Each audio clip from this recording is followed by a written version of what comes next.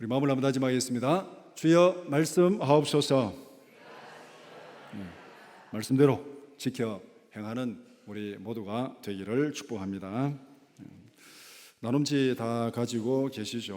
오늘 설교 제목이 무엇입니까? 생명을 주시는 성령의 법을 따르라. 예수님께서 이 땅에 오셔서 선포하신 복음의 첫 마디가 이것입니다. 회개하라, 천국이 가까이 왔느니라. 우리가 사는 이 세상은 영원한 것도 아니고 또 기쁘고 즐거운 것도 아니고 고통이 있고 아픔이 있고 죽음이 있고 정말 이 세상에 영원히 살 수 없는 곳입니다. 그렇다면 우리는 이 세상을 떠나서 천국으로 가야 되는데, 천국으로 가기 위해서는 우리에게 그 조건이 뭐냐면 회개하라. 회개하지 않으면 천국에 갈 수 없습니다. 그래서 회개하라, 천국이 가까이 왔느니라, 그렇게 선포하셨습니다. 이 회개가 우리의 회복의 출발이라는 것을 우리가 지난 주간에 또 말씀을 통해서 많이 들었습니다. 오늘 이 말씀 또 함께 말씀을 생각하기 전에 우리가 복음을 간단하게 복습하고 본문을 생각하겠습니다. 질문 1번 시작. 복음은 무엇입니까? 예수님께서 복음을 전한 첫 마디가 회개하라, 천국이 가까이 왔느니라. 이게 복음이라 그러는데, 그럼 복음의 내용이 뭐냐? 뭐가 복음이냐? 로마서 10장 9절 말씀 같이 보겠습니다. 시작. 내가 만일 내 입으로 예수를 주로 시인하며 또 하나님께서 그를 죽은 자 가운데서 살리신 것을 내 마음에 믿으면 구원을 받으리라. 복음은 간단히 얘기하면은 믿으면 구원받는다입니다. 믿으면 구원받는다. 근데 뭘 믿느냐는 것이죠. 뭐를 믿느냐?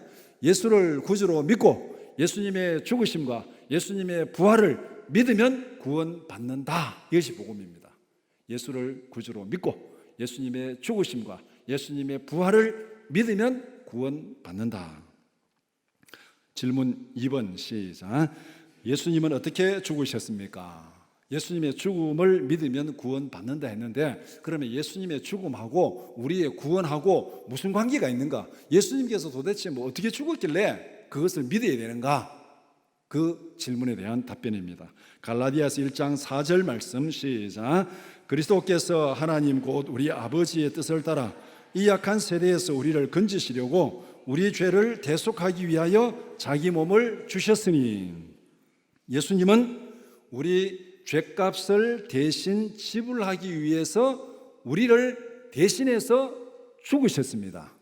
여러분이 죽어야 되는데 누군가가 대신해서 죽고 여러분이 살아났다면 여러분은 그 사람의 죽음을 기억하겠습니까? 아니면 잊어버리겠습니까? 그런 일은 별로 없겠지만은 여러분들이 심장을 이식해야 되는데 심장 이식 안 하면 죽는데, 어떻게 어떤 사람이 이제 어떻게 교통사고로 뇌사가 돼가지고 심장 이식을 받게 되었습니다. 그러면 심장 이식을 받아가지고 내가 생명을 해보겠습니다. 그러면은 그 심장 이식 받은 그 사람 또 그 사람의 가족에 대해서 고마운 마음을 가지겠습니까? 아니면은 깡그리 잊어먹겠습니까? 고마운 마음을 가지게 되는 거죠. 그 사람의 장기를 내가 이식받아서 생명을 찾았으니까 고마운 마음 가지게 되는 거. 예수님이 우리를 대신해서 죽으심으로 내가 죄사함 받았으니까 예수님의 죽음을 믿고 기억하는 것은 너무나도 당연하다. 그래서 예수님은 우리 죄를 대신해서 죽으셨다. 그래서 예수 그리스도의 죽음을 믿으면 구원받는다. 이렇게 되는 것입니다. 질문 3번 시작. 예수 그리스도의 부활은 우리에게 어떤 의미가 있습니까? 예수님의 살아나심, 부활을 믿으면 구원받는다. 예수님의 살아나심이 우리와 무슨 관계가 있는가? 질문 성경 로마서 8장 11절 말씀 시작.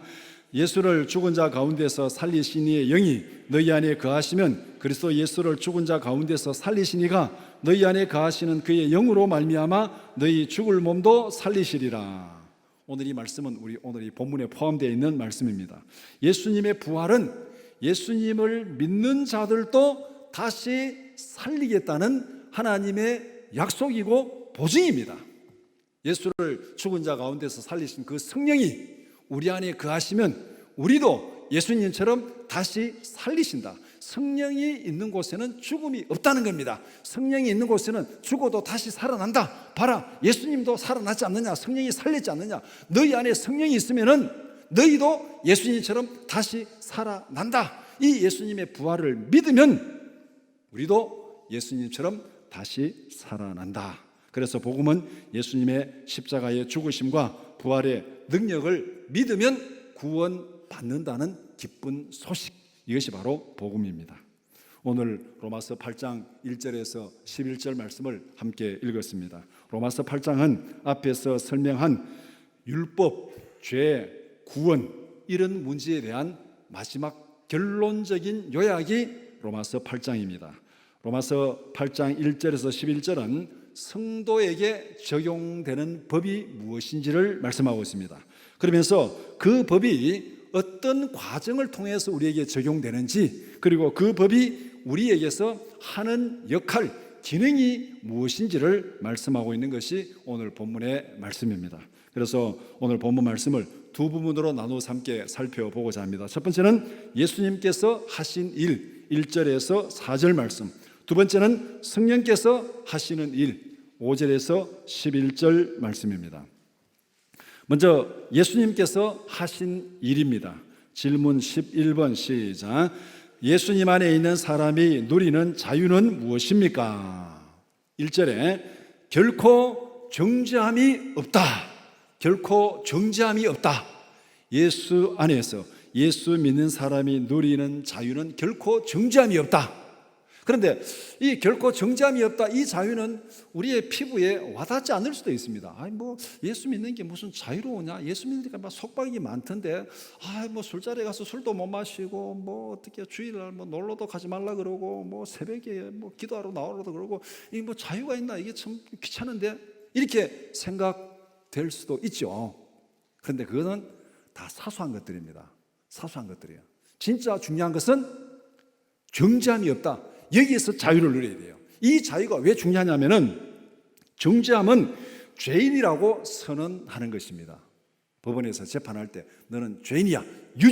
유죄가 선언되면은 그 다음에 어떻게 되겠습니까? 그 다음에 따라오는 게 뭐 징역 10년, 뭐 징역 20년, 아니면 뭐 사형, 뭐 벌금 얼마. 유죄가 선언되면은 그 다음에 따라오는 게 형벌이 따라옵니다. 죄인으로 인정되면은 벌을 받아야 됩니다. 하나님 앞에서 죄인으로 인정되면은 받을 벌이 뭐냐면은 죄의 삭은 사망이라, 죽음입니다. 죄인은 죽습니다. 그러니까 정죄를 받으면 죽습니다. 정죄함이 없다는 것은 결국 뭐겠습니까? 영원한 죽음을 선고하는 심판에서 자유하게 됐다는 거예요. 죽음이 지나갔다는 겁니다.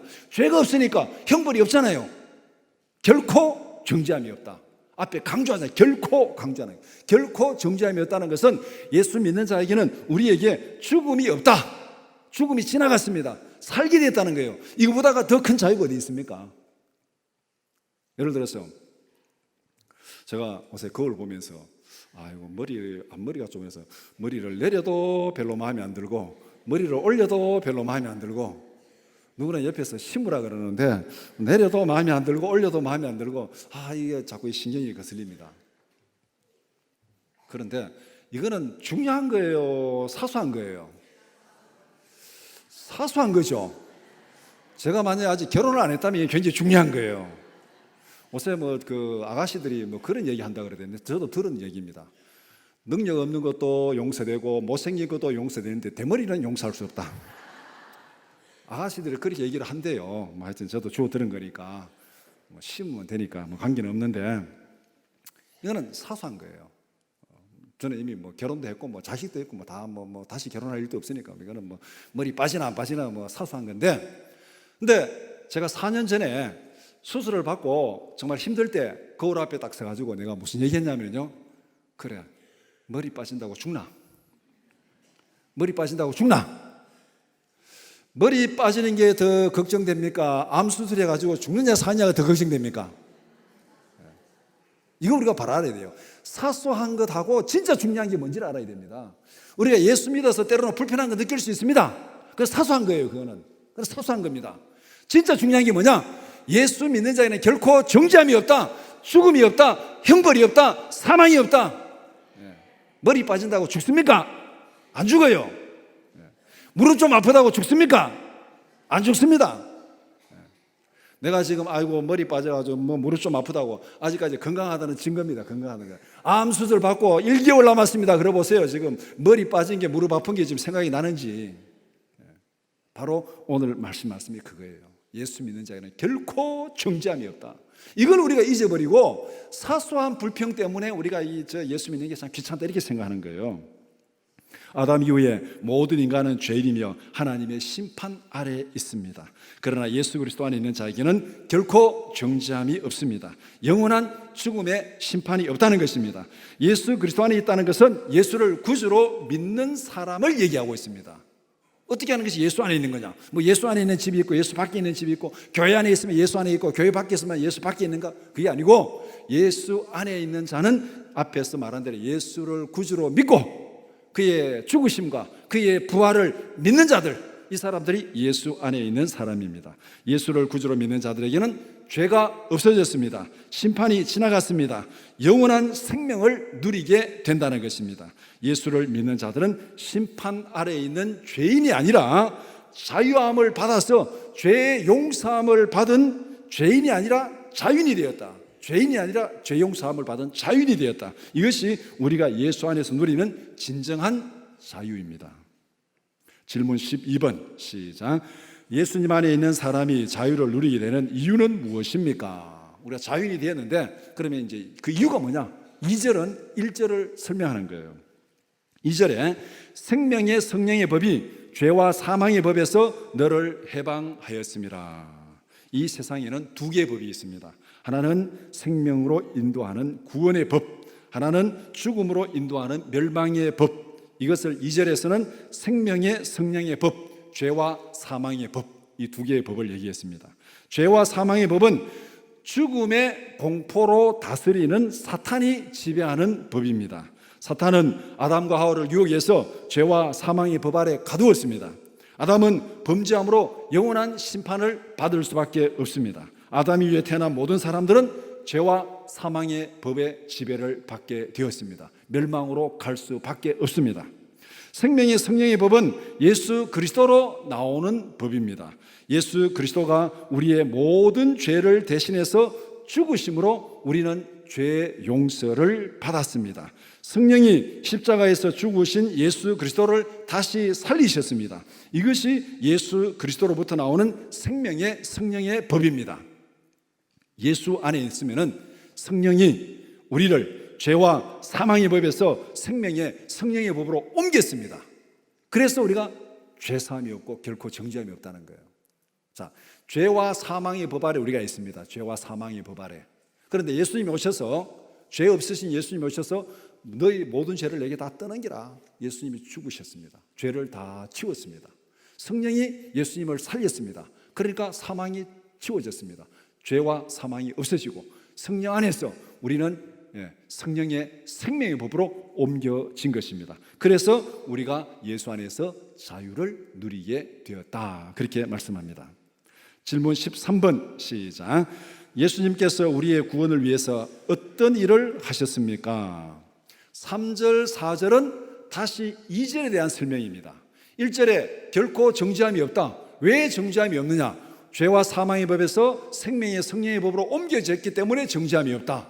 그러면 우리가 어떻게 죄와 사망의 법에서 생명의 성령의 법으로 옮겨졌느냐? 여기 이제 3절, 4절. 그러니까 1절 선언하고 2절 설명하고 3절, 4절은 또 2절 설명하고 그렇게 진행이 되고 있습니다. 어떤 과정을 거쳐서 예수께서 우리를 죄와 사망의 법에서 해방시켰는지를 말씀하고 있습니다. 하나님은 예수 그리스도를 통해서 우리를 죄와 사망의 법에서 벗어나게 했습니다.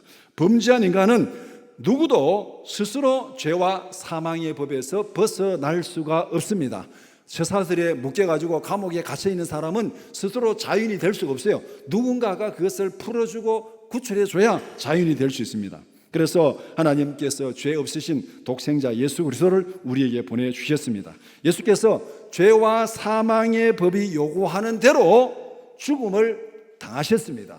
죄와 사망의 법이 요구하는 대로. 그러니까 죄인은 죽어야 된다. 죄가 요구하는 그 모든 것을 예수님이 다 떠안으시고 예수님이 십자가에서 죽으셨습니다.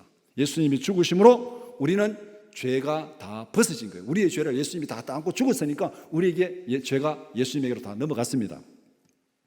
예수님이 대신 죽음으로 인해 가지고 우리가 죄가 지나갔고 또 성령이 죄와 사망의 법에 의해서 죽으신 예수님을 다시 살렸습니다. 그러면은 사망이 남아 있습니까? 없습니까? 없죠. 예수님에게는 예수님이 죄를 다 떠안고 죽으셨습니다. 그러니까 죄가 지나갔어요. 죄와 사망의 법에서 죄가 지나갔습니다. 성령이 죽으신 예수님을 다시 살렸습니다. 그러면은 사망이 지나간 거죠. 그럼 죄와 사망의 법이 있습니까? 없습니까? 저도 한마디 해야 되겠네요. 설교는 듣고 있는겨? 예수 안에서 죄와 사망의 법이 다 지나갔습니다. 그러니까 예수님을 살리신 성령은 예수를 믿는 우리 안에서도 똑같이 역사하신다. 예수님께는 죄가 없습니다. 예수님께는 사망이 없습니다. 성령이 우리를 예수 안으로 인도했습니다. 우리 예수 안에 있습니다. 그러면 죄가 있습니까? 없습니까? 없습니다. 사망이 있습니까? 없습니까? 없습니다. 예수 안에 있으니까. 무슨 말인지 충분히 이해가 되죠? 오늘 본문이 1절, 2절, 3절, 4절 그렇게 설명하는 거예요. 예수님이 죄를 대신해서 다 죽으시고 죄를 다 없이 했습니다. 죽어버렸어요. 그런데 성령이 예수님을 다시 살렸습니다. 그러니까 사망이 지나갔어요. 죄도 지나가고 사망이 지나갔어요. 예수님에게는 죄도 없고 사망이 없습니다. 성령이 우리를 예수 안으로 인도했습니다. 우리 예수 안에 들어갔습니다. 믿음으로 예수 안에 들어갔어요. 그러니까 우리에게는 죄도 없고 사망도 없고, 그래서 다시 1절 선언으로 돌아가는 겁니다. 그러므로 그리스도 예수 안에 있는 자들에게는 결코 정죄함이 없나니. 죄와 사망의 법이 다 지나갔다는 겁니다. 예수께서 대신 죽으심으로 우리는 죄와 사망에서 자유하게 되었습니다. 이것이 예수님께서 하신 일입니다. 믿으십니까? 두 번째, 성령께서 하시는 일. 질문 21번 시작. 우리 안에 성령이 오시면 우리의 신분은 어떻게 달라집니까? 9절에 성령이 우리 안에 계시면 우리는 그리스도의 사람이 된다. 앞에서 이미 설명이 됐어요. 오늘 본문에 이 같은 내용을 이제 반복적으로 설명하는데, 이미 성령이 우리 안에 오시면 우리는 그리스도의 사람이 되었습니다. 성령이 우리 안에 계시면 우리는 그리스도의 사람이라. 그래서 9절에 보면 성령을 하나님의 영, 그리스도의 영 이렇게 얘기합니다.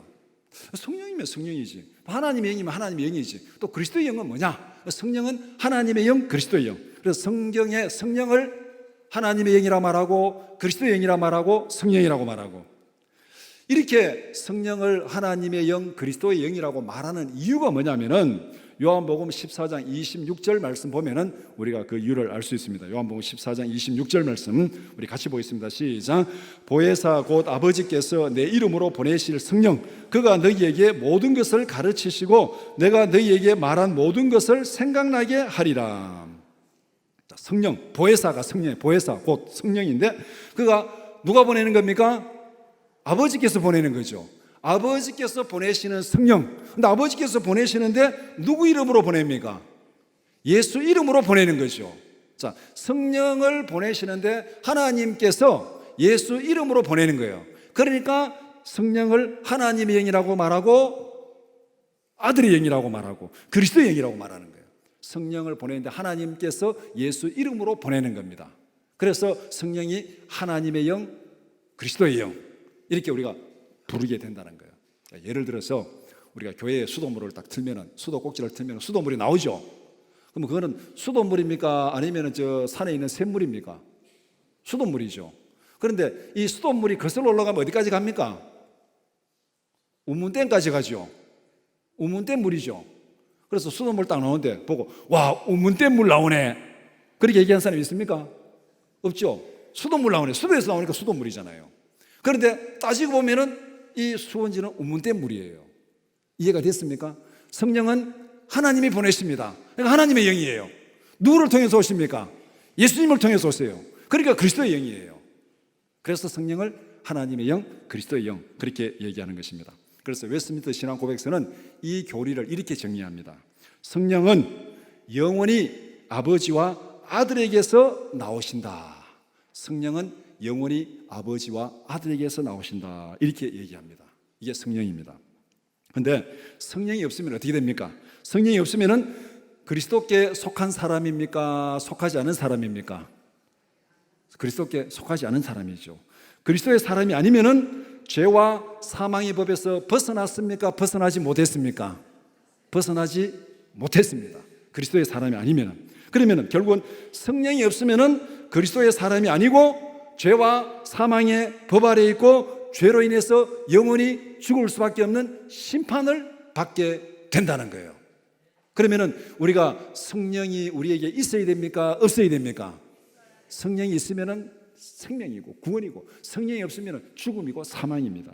하나님은 우리에게 성령을 보내셔서 우리를 하나님의 자녀로 보증하시고 인쳐 주셨습니다.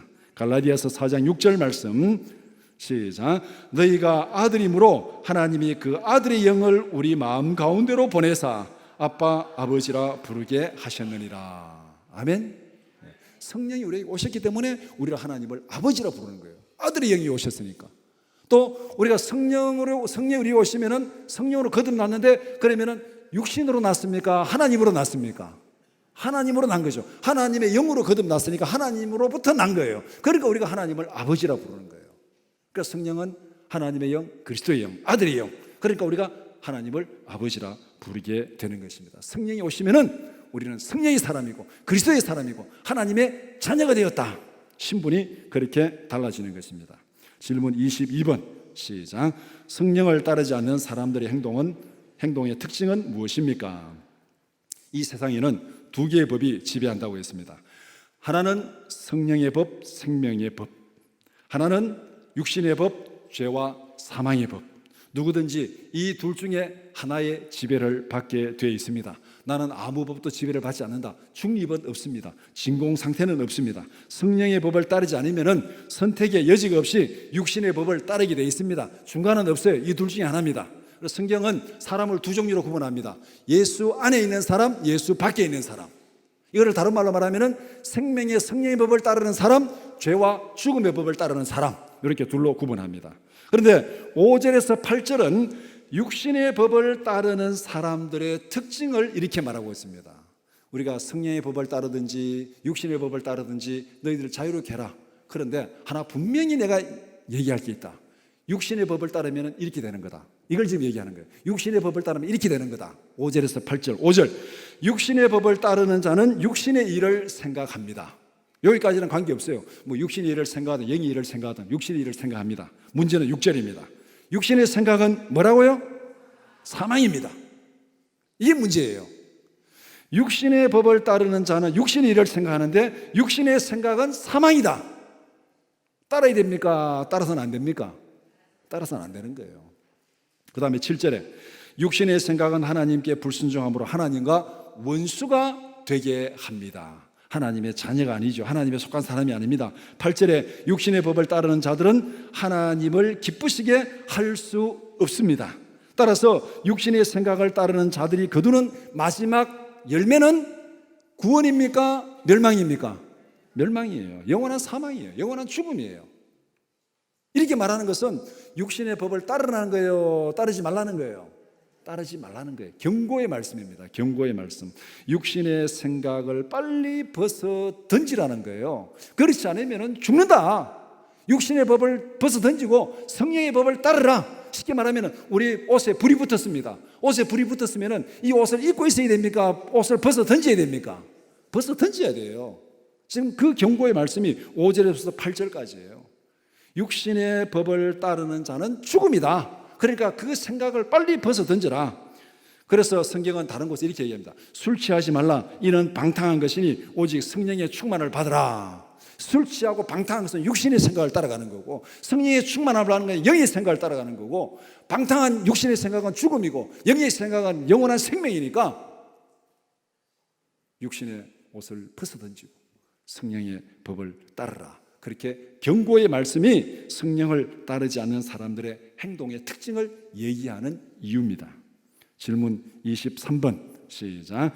성령이 우리 안에서 행하시는 일은 무엇입니까? 성령은 우리에게 영원한 생명을 주십니다.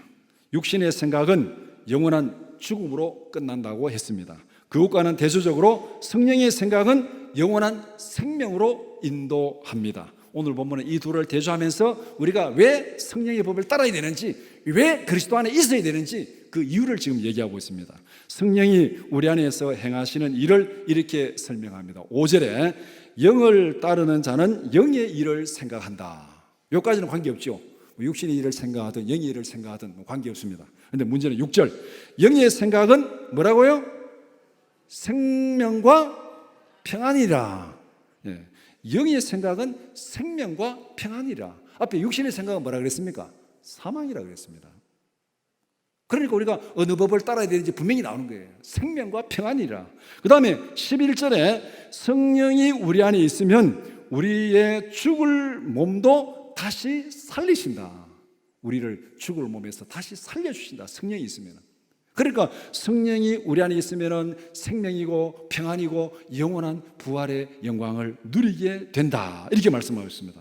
성령은 생명의 영이고 성령은 살리는 영입니다. 성령은 그리스도를 죽은 자 가운데서 다시 살리셨습니다. 그리스도를 살리신 영이 우리의 죽을 몸도 다시 살리십니다. 아멘.